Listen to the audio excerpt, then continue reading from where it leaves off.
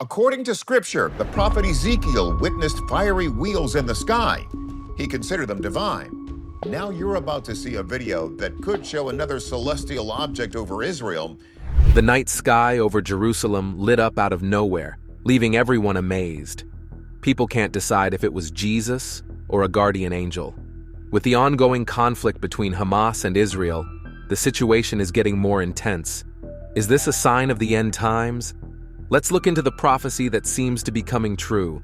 Celestial events in the Holy City. Jerusalem is a city of immense historical and religious significance, often caught in the crossfire of geopolitical disputes. It's a place that has been destroyed, besieged, and rebuilt countless times over the centuries. Historian Eric H. Klein notes that the city has seen more than its fair share of battles and captures. It's sacred to three major world religions: Judaism, Christianity, and Islam, and holds a special place in the hearts of billions of people worldwide. This backdrop makes the recent appearance of a mysterious light in the sky even more compelling. People are wondering whether this is a supernatural sign or just an unusual natural event. This event has drawn global attention, stirring a mix of excitement and caution among observers. Jerusalem's geographical location has always made it a melting pot of different cultures and religions. This mix has not only led to conflicts, but has also made the city a focal point for incredible stories and events that seem almost otherworldly. To the believers and residents, these might seem like signs or miracles.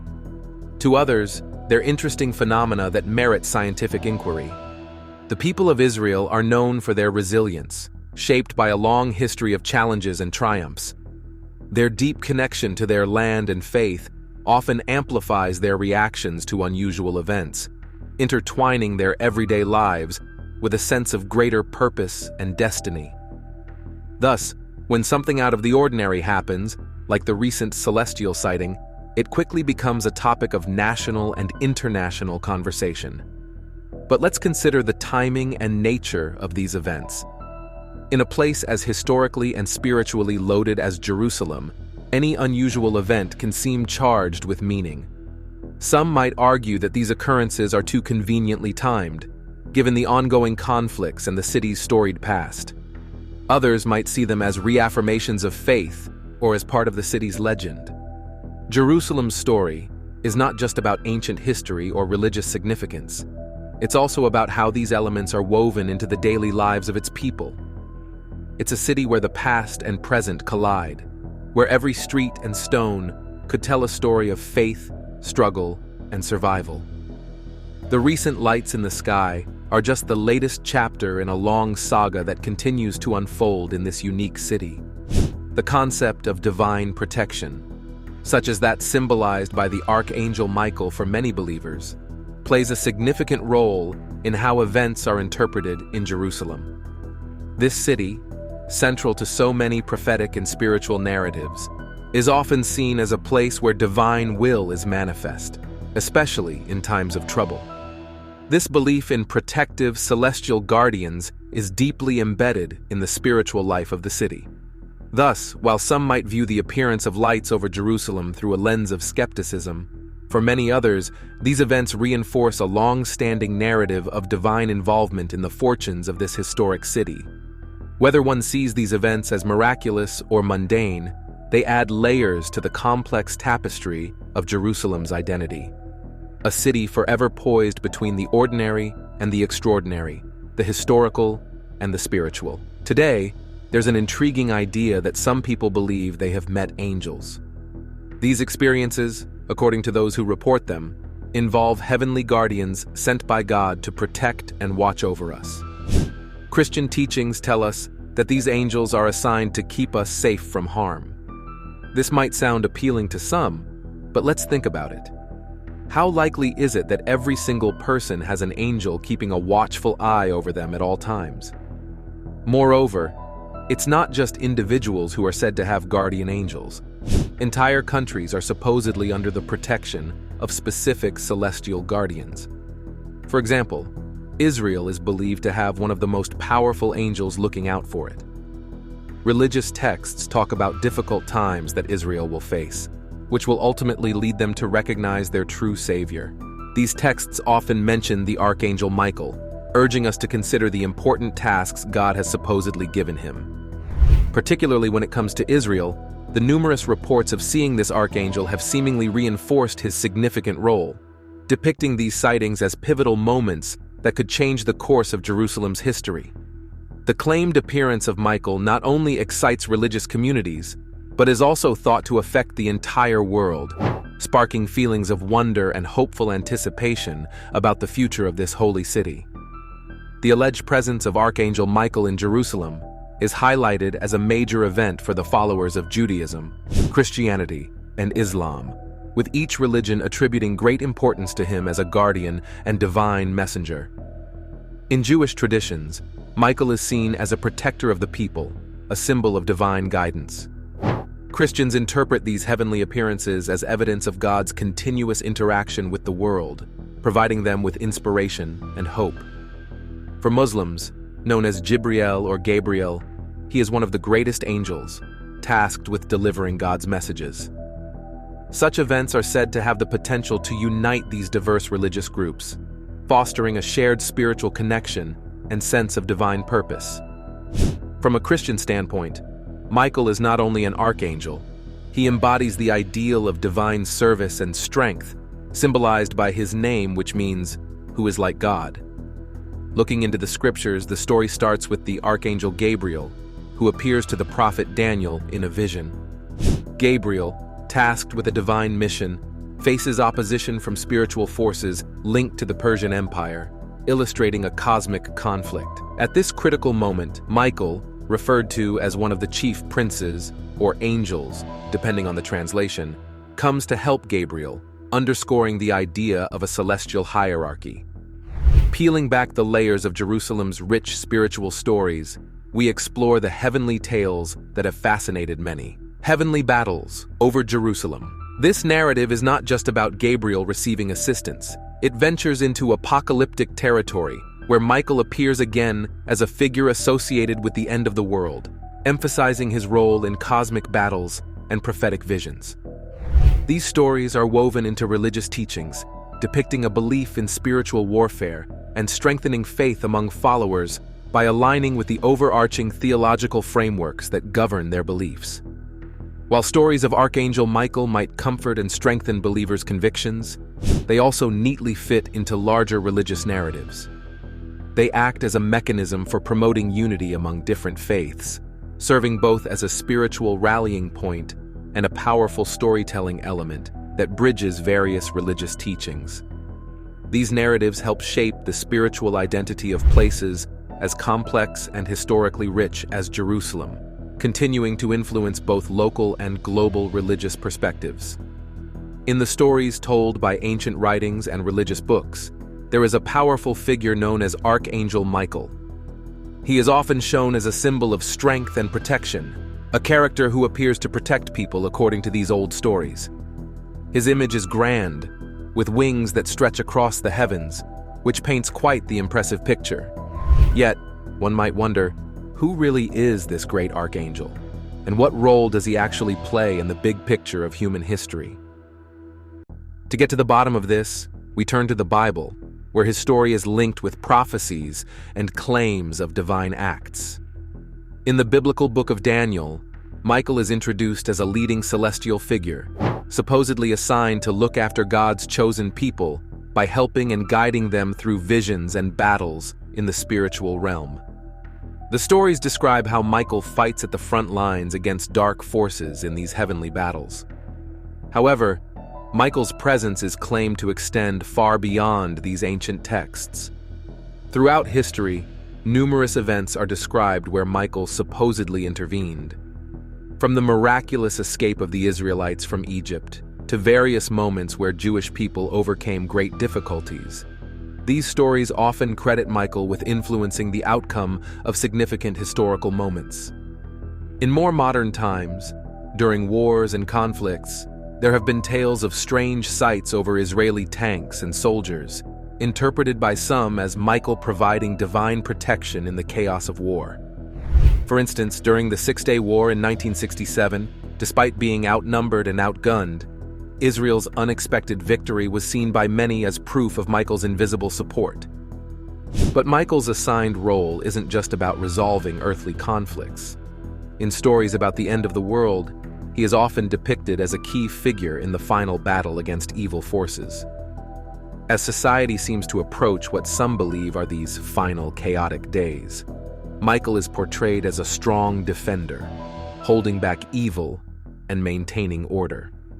As we dive deeper into the stories of biblical times and historical records, we encounter the continuing narrative of Archangel Michael. According to some interpretations of the Bible, he is expected to be critically important during the toughest times. Yet, it's crucial to ask whether these tales of Michael's deeds are more about human hope and imagination. Are these stories a way for people to find comfort and assurance that there is some greater force looking out for them during hard times? This idea of Michael serves not only as a spiritual guide, but also helps give a sense of security and moral direction in a world full of conflicts and uncertainties. These narratives often blend the mystical with the historical to foster a sense of continuity and divine oversight that many find reassuring. The story told by some religious texts is like a grand play with a terrifying ending. This story involves events that are supposed to happen in the future, specifically a period of 7 years that was originally mentioned by the prophet Daniel. Central to this is a notorious character known as the Antichrist, who plays a critical role in the unfolding drama. In this narrative, halfway through these 7 years, the Antichrist commits a grave act by desecrating a new temple in Jerusalem. This act isn't just a simple case of destruction. It's part of a larger plan where the Antichrist sets himself up in the temple and declares himself to be God. By doing this, he demands that people from all over the world worship him. This moment is pivotal and is foretold as leading to severe consequences for everyone, especially those who follow these prophecies. This specific event and the time of great hardship that follows are detailed in Matthew's Gospel under the title of the Fifth Seal. It describes the intense suffering and difficult times that come after the temple desecration. Paul the Apostle adds more detail to this story, emphasizing how the Antichrist will openly claim to be divine during this desecration. It's believed that eventually, a third temple will be built, which will end up being a place where the Antichrist is worshipped. This seems to be part of a darker plan that has been in place for a long time, aiming to give the Antichrist power over the world. However, the timing for these events to start is believed to be set by a higher power and depends entirely on God's own timing. In the meantime, it is said that the Holy Spirit is preventing the Antichrist from gaining full power. This protection is supposed to be removed when the rapture happens, a moment when believers are taken to heaven, which then allows the Antichrist to reveal himself and begin his deceitful rule. Initially, he will appear charming and powerful, seeming like a leader who can solve major global issues. With ancient prophecies and divine protectors shaping its story, Jerusalem stands as a symbol of lasting faith and ancient questions. The guardian angel's holy pause, but after 3.5 years, his real intentions will become clear, leading to what's known as the Great Tribulation, a time of extreme hardship and persecution, especially targeting the Jews.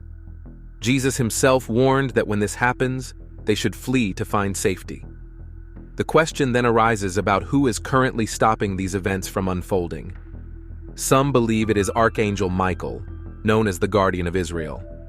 Given the historical and ongoing survival of Israel against odds, some point to scriptures that suggest Michael is behind this protective force. We could examine 3 specific scriptures that might support this idea that Michael is holding back these catastrophic events. In exploring these themes, we delve into a narrative filled with prophecy, divine interventions, and a battle between what's portrayed as good and evil. Observers of these prophecies watch closely, perhaps with a hint of skepticism, as they wait to see how and when these prophesied events will actually unfold. In this complex interplay of predicted events and divine timing, one can only remain vigilant and watch the story develop, questioning the balance of power in this supposedly predestined drama. In the book of Daniel, chapter 10, we find a somewhat dramatic and complex tale from ancient religious texts featuring angels and demons in a celestial conflict. The story unfolds with Daniel praying for insights into a difficult vision he received. In response, an angel is sent to help him understand, but there's a twist. The angel doesn't arrive immediately. According to the angel, a demonic force, described as the Prince of the Persian Kingdom, held him back, preventing him from reaching Daniel right away. This wasn't just a minor delay. It lasted for 21 days. It's only with the intervention of Michael, introduced as one of the highest-ranking angels and later as the guardian of Israel, that the angel is finally able to proceed. The angel explains to Daniel, "The prince of the Persian kingdom resisted me for 21 days. Then Michael, one of the chief princes, came to help me because I was detained there with the king of Persia." This narrative section portrays a sort of spiritual obstruction, suggesting that even in the divine realm, there are significant challenges and confrontations. As the angel continues, he reveals more about what is to come for Daniel's people, hinting at future calamities that will be unparalleled in their severity. He describes a time when Michael, the protective archangel, will temporarily cease his protection, leading to great distress. The specifics of this prophecy are further detailed in Daniel 12:1, where it says, "At that time Michael, the great prince who protects your people, will arise. There will be a time of distress such as has not happened from the beginning of nations until then. But at that time your people, everyone whose name is found written in the book, will be delivered." This notion of arising, or amad, in Hebrew, also carries the meaning of standing still or stopping, adding a layer of complexity to Michael's role. The same Hebrew word is used differently in the book of Job, where it describes Job's friends who, after a long debate, stand silently, unable to respond. This suggests that Michael's action of arising could also imply a moment where he stops his usual activity of protection. So, in this biblical drama, could it be that Michael, often seen as a steadfast protector, actually has moments where he steps back, allowing certain events to unfold? This idea positions Michael not just as a guardian, but also as a pivotal figure whose actions and inactions have direct implications for the fate of nations.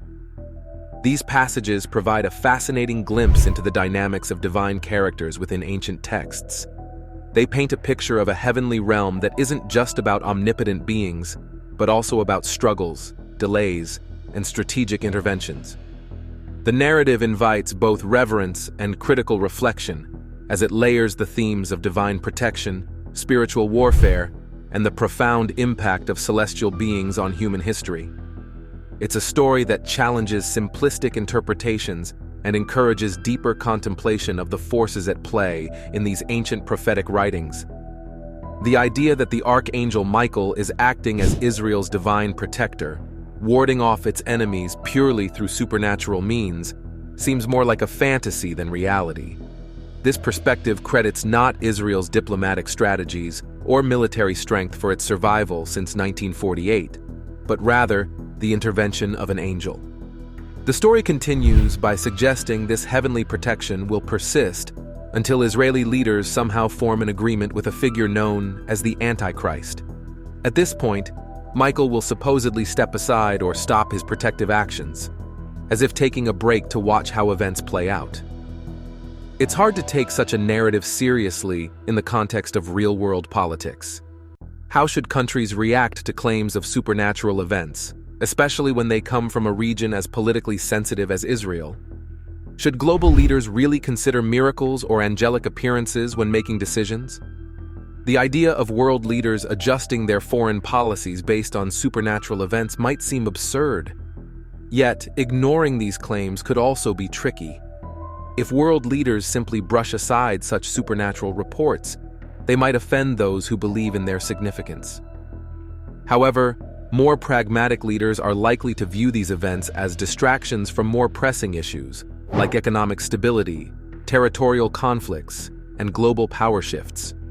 As we explore the mix of politics and prophecy, the boundaries between real-world strategies and heavenly signs become increasingly unclear.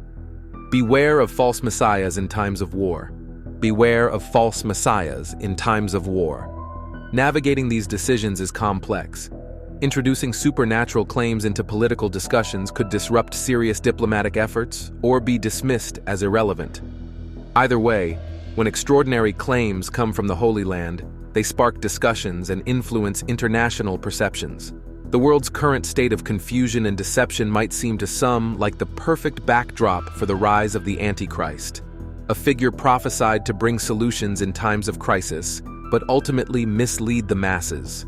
This taps into the pervasive atmosphere of misinformation where terms like fake news are thrown around frequently in political debates, particularly in places like the United States. In such an environment, people are distrustful and anxious, creating a fertile ground for a charismatic figure promising clarity and solutions. Could the stage really be set for such a deceptive leader? According to some, every major crisis could be the prelude to this scenario. For those who interpret events through the lens of biblical prophecy, it might seem that global upheavals align perfectly for a grand, deceptive entrance. Meanwhile, skeptics would argue that humans are just pattern-seeking creatures, prone to finding prophetic significance in ordinary chaos. Whether one believes in these prophecies or views them as fictional narratives, it's undeniable that such beliefs can influence real-world actions, from shaping individual behaviors to potentially swaying geopolitical strategies.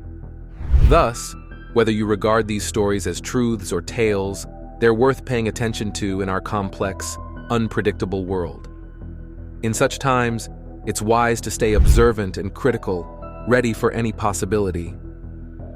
The tale of the end of the world often includes exaggerated stories told by those who focus heavily on prophecy. They claim that various individuals will come forward, boldly stating they are the Christ we've been waiting for. However, according to the Bible, this saga will reach its peak when the Antichrist appears. This character will use trickery and deceit, pretending to be the Messiah who will bring peace and salvation. He will manage to take control of a powerful group made up of 10 world regions, which is mentioned in a somewhat vague way in the book of Daniel. Jesus himself warned the Jewish people about being too quick to follow someone who claims to be sent by God. He suggested that they might end up following someone deceitful who comes in his own name. As the story goes, this Antichrist will set up a peace deal that will allow a significant temple to be rebuilt in Jerusalem. At first, he will be welcomed as a hero, but halfway through a 7-year period, he will shock everyone by claiming he is God and setting himself up to be worshipped, as outlined in 2 Thessalonians and Daniel. Interestingly, there's also a figure expected in Islamic teachings, a great leader known as the 12th Imam, or Mahdi. However, the idea that this figure could be the Antichrist seems unlikely. Given the deep cultural and religious differences, it's hard to imagine the Jewish people accepting a Muslim as their Messiah. The Bible also warns us that our time will be full of people falsely claiming to be the Christ, as noted in Matthew. Many have already appeared, each proclaiming they have the solution to all world problems. It seems the scene is perfectly set for an even more daring individual to step forward. This person will not only claim to be God, but will insist on being worshipped as one. He will have a partner, described as a religious leader who, despite his peaceful appearance, will have the nature of a fierce beast. This deceptive figure will perform amazing acts, convincing people to worship the false god, as shown in Revelation. Even though this so-called false prophet mentioned in Revelation will perform acts like calling down fire from the sky, we are told to ignore such displays and stick closely to what the Bible teaches. This advice is a critical reminder to be cautious and discerning when faced with impressive but possibly deceptive signs and wonders. It teaches us to question the authenticity of those who claim divine powers or roles, encouraging us to remain grounded in our understanding of Scripture to avoid being misled by impressive but false displays of power. It's quite interesting to note that Israel has recently implemented the Iron Beam, a defense laser capable of taking down drones, rockets, and planes. This advanced weapon might remind some people of the space defense system that President Ronald Reagan talked about in the 1980s, known as Star Wars. With such technology already active, one might ponder, somewhat skeptically, whether some biblical prophecies are closer to reality than we thought. We need to look carefully at these developments. Some could use the exciting technological advances we see today to twist our views with stories of taking over the world and having complete power. Jesus warns us in Matthew 24:8 that what we're seeing now is just the start of more to come. He tells us, "These things must happen first, but the end will not come right away." This means we are just beginning a long sequence of events that will involve trickery, dishonest leaders, wars, and political chaos. The Bible tells us to expect even more trouble ahead. It paints a picture of a time when the Antichrist, a powerful figure, will take over 10 countries. This matches the prophecy from Daniel, which says 3 leaders or countries will come under his control. These advanced technologies, while impressive, might also serve as tools for powerful people who want to influence or control large groups, playing into the larger narrative of conflict and control forecasted in religious texts. Moving closer to the heart of biblical prophecies, we examine the global and spiritual dramas that are unfolding today, watching for wars and weighing prophetic words. The predictions also speak of multiple wars, not just one. This includes ongoing threats and talks of wars. There's a specific prophecy that a country to the north of Israel will initiate an attack. Many experts think this northern nation is Russia, which will supposedly form alliances with countries like Iran, Libya, and Turkey for this attack. This event, detailed in Ezekiel chapters 38 and 39, hasn't happened yet, but is anticipated by many. What's especially compelling today is the movement of Jewish people back to Israel, which aligns remarkably well with prophecies from Ezekiel about Jews returning to their homeland. Since Israel's establishment in 1948, this prophecy seems to have found the perfect conditions for fulfillment. As we watch these technological and geopolitical developments unfold, they serve as both a warning and a dramatic narrative that urges us to remain vigilant and critically minded. The blend of ancient prophecies with modern-day events encourages us to question whether these occurrences are merely coincidental alignments used by powerful figures to shape a narrative, or if they truly signify significant moments predicted long ago. As these stories of wars and technological advancements continue to develop, they call us to closely observe, reflect, and critically assess the global stage as it changes before our eyes. The idea that God is bringing the people of Israel back to their homeland is often viewed as a sign of the end times. This is seen as setting the stage for more events that are described in the Bible. Let's look closer at a specific passage that discusses the breaking of the third seal. When the Lamb opened the third seal, I heard the third living creature say, "Come." I looked, and there before me was a black horse. Its rider was holding a pair of scales in his hand. Then I heard what sounded like a voice among the 4 living creatures, saying, "A quart of wheat for a day's wages, and 3 quarts of barley for a day's wages, and do not damage the oil and the wine." Revelation 6:5-6. This passage paints a picture of a world where food becomes incredibly scarce. The image of the black horse and its rider holding scales symbolizes a severe famine that affects everyone. But why would such a famine happen? There are several theories to consider. One possibility is the fallout from nuclear weapons. If nuclear weapons were used, they could contaminate the land where our food grows, making it impossible to grow crops. Another possibility is that certain powerful groups could control the food supply. These groups, often referred to as globalists, might raise food prices or control the distribution of food to gain power over countries that depend on them for food. This could force people to struggle to afford basic necessities like wheat and barley. A darker aspect of this scenario could involve these powerful groups using food as a tool to force people into compliance. They might control who gets food and who doesn't, based on whether people agree to follow certain rules or accept certain conditions, like the mark of the beast mentioned in the Bible. Each of these explanations suggests that famine could be used as a weapon, a way to control populations and change the balance of power in the world. This invites us to think critically about the forces that shape our world. It encourages us to ask who might benefit from such crises, and to consider the deeper implications of global struggles over resources like food. Delving into the prophecies about the Antichrist and the end times, it's pretty clear that deception and poor leadership will be major issues, leading many people down the wrong path. Particularly in Israel, the idea that this nation could someday treat the Antichrist as a hero, especially if he brokers a peace deal to rebuild the temple, raises some serious concerns about how people understand and discern the truth.